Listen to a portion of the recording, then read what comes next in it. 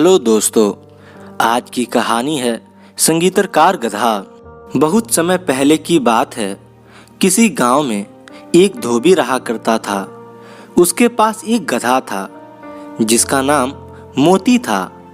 क्योंकि धोबी स्वभाव से बहुत ही कंजूस था, इसलिए वह अपने गधे को जानबूझकर चारा पानी नहीं देता था और उसे चरने के लिए बाहर भेज दिया करता था। इस कारण गधा बहुत ही कमज़ोर हो गया था। जब एक दिन धोबी ने उसे घास चरने के लिए छोड़ा तो वह चरते चरते कहीं दूर जंगल में निकल गया। जंगल में उसकी मुलाकात एक गीदड़ से हुई। गीदड़ ने पूछा, गधे भाई, तुम इतने कमज़ोर क्यों हो? तो गधे ने जवाब दिया, मुझसे दिन भर काम करवाया जाता है और मुझे कुछ खाने के लिए भी नहीं दिया जाता है। यही वजह है कि मुझे इधर उधर भटक भटक कर अपना पेट भरना पड़ता है। इस कारण मैं बहुत कमज़ोर हो गया हूँ। गधे की बात सुनकर गीदड़ कहता है, मैं तुम्हें एक उपाय बताता हूँ जिससे तुम बहुत ही स्वस्थ और शक्तिशाली हो जाओगे। गीदड़ कहता है, यहाँ पास में ही एक बहुत बड़ा बाग है। उस बाग में हरी भरी सब्जियाँ और फल लगे हुए हैं। मैंने उस बाग में जाने का एक खुफिया रास्ता बना रखा है जिससे मैं रोज रात को जाकर बाग में हरी भरी सब्जियां और फल खाता हूँ। यही वजह है कि मैं एकदम तंदुरुस्त हूँ। गीदड़ की बात सुनते ही गधा उसके साथ हो लेता है।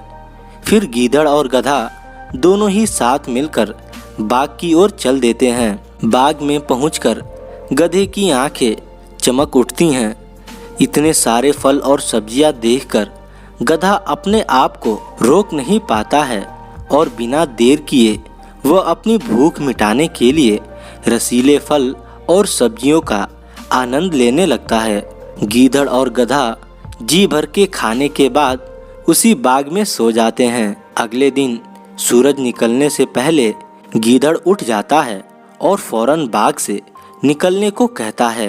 गधा बिना सवाल किए गीदड़ की बात मान लेता है और दोनों वहां से रवाना हो जाते हैं। फिर वो दोनों रोज मिलते और इसी तरह बाग में जाकर हरी भरी सब्जियां और फल खाते हैं। धीरे धीरे समय बीतता गया और गधा तंदुरुस्त हो गया। रोज भरपेट खाना खाकर अब गधे के बाल चमकने लगे थे और उसकी चाल में भी सुधार हो गया था। एक दिन गधा खूब खाकर मस्त हो गया और जमीन पर लौटने लगा। तभी गीदड़ ने पूछा, गधे भाई, तुम्हारी तबीयत तो ठीक है ना? तो गधा कहता है, आज मैं बहुत खुश हूँ और मेरा गाना गाने का मन कर रहा है। गधे की यह बात सुनकर गीदड़ घबराया और बोला, ना गधे भाई, यह काम भूलकर भी मत करना। भूलो मत, हम चोरी कर रहे हैं। कहीं बाग के मालिक ने तुम्हारा बेसुरा गाना सुन लिया और यहाँ आ गया तो बड़ी मुसीबत हो जाएगी।